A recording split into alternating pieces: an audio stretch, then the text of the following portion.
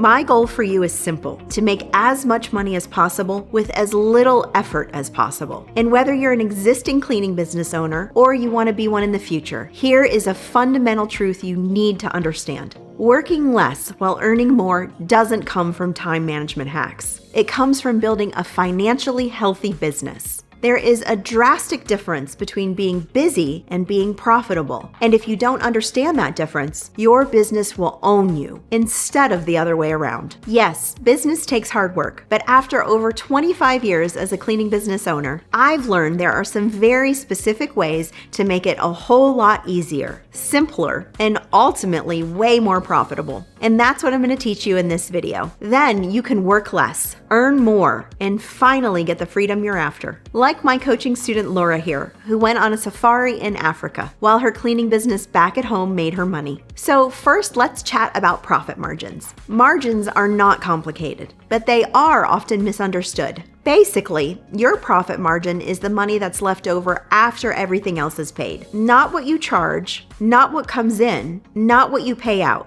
but what amount of money is left after those other things happen. So say you have a residential cleaning job that pays you $200. If you pay your cleaner to do that job and they make $100, then your profit is also $100. That's a 50% profit margin. But say that cleaner goes overtime and now you have to pay them $150, leaving you with just $50. Now you're at a 25% margin. Same client, same house, but a drastically different outcome for your business. And it may not seem like a huge deal on a single job, but you can see how at scale, that issue means a massive difference in your bottom line. On top of that, so many cleaning business owners spend way more money than they actually need to on advertising and marketing, which reduces your margins even more. So what should your profit margins be? It depends on your business model, but here are the three most common. If you're a solo cleaner, then you should have margins of 90% or better, meaning if you make $100,000 a year, you keep $90,000 or more after your expenses. If you have the cleaning hired out, then you should have margins of at least 40% or better.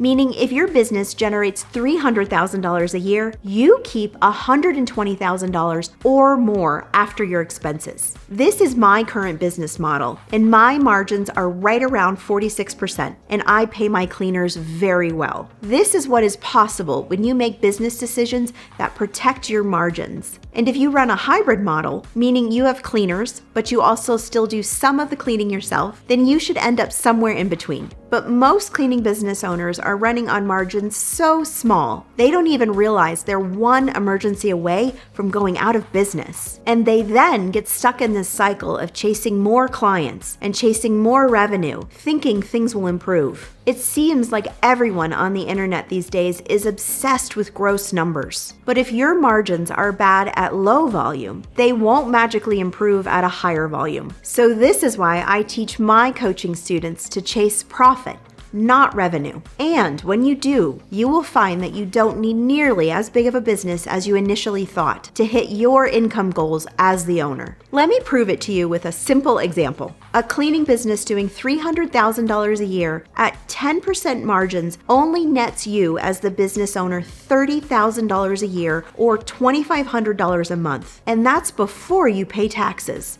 Ouch. But that same business running at 40% profit margins nets you $120,000 a year or $10,000 a month. That's the same gross revenue, but a very different net income number. Or put another way, your take-home pay as the owner is 4 times more. So how do you achieve profit margins this good? It's simple. Understand that profit margins are a business decision, not an accident. And deciding to protect your profit margins empowers you to say no to cheap clients. It's what allows you to take vacations. It's what allows you to scale your business the right way. And back to the title of this video, it's what allows you to work less and earn more. So for the rest of this video, let's talk about actually implementing this into your cleaning business. Earlier, I said there are 2 things that drive your profit margins: money in and money out. And I see cleaning businesses all of the time making 2 very common mistakes. Mistake number 1, spending way too much money on things that are completely unnecessary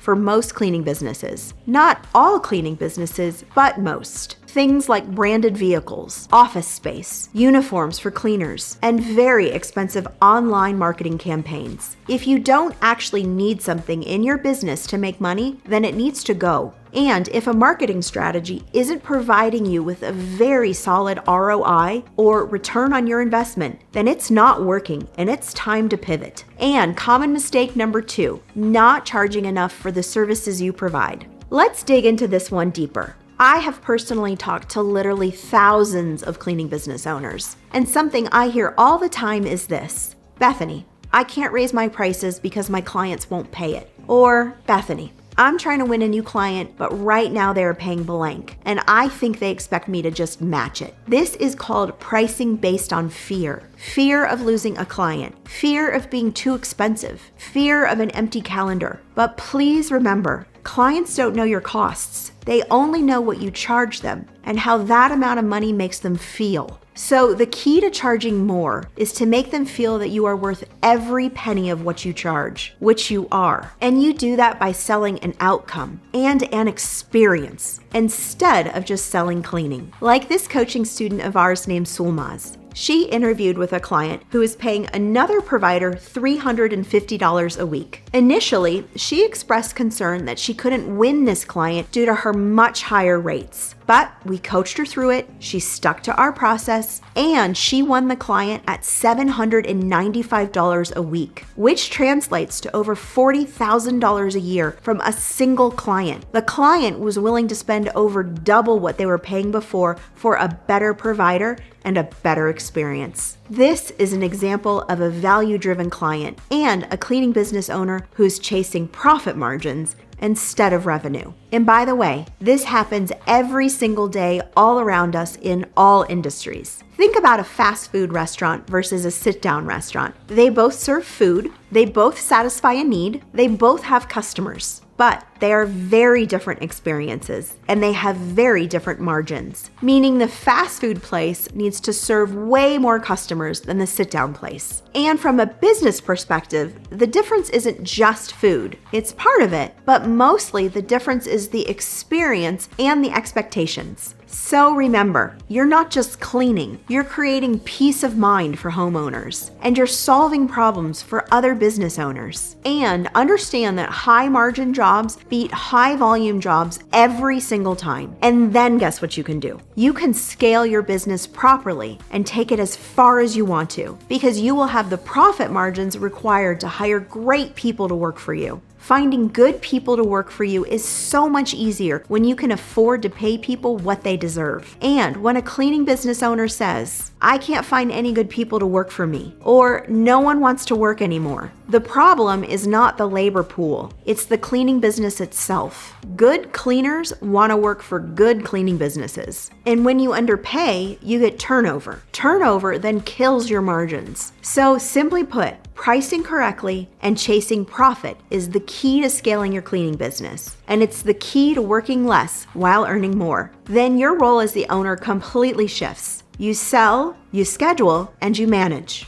To wrap up, remember what I said earlier. Working less doesn't come from time management hacks. It comes from building a financially healthy business. And if you don't know your margins, you don't know your business. So sit down and run the numbers. Look at 1 month or 1 quarter. See what came in, see what went out, and see what stayed. Those numbers tell the truth, and the truth is powerful, even when it's uncomfortable. You didn't start this business to be trapped. You started it for freedom, for flexibility, for control. And your profit margins are the bridge to getting you all of those things. If you want my personal help fixing your pricing and your margins so you can finally work less and earn more, then click the link below to learn how to work with me. You don't need more clients, you need a better business. And that's exactly what we'll build together, because more profit equals more freedom.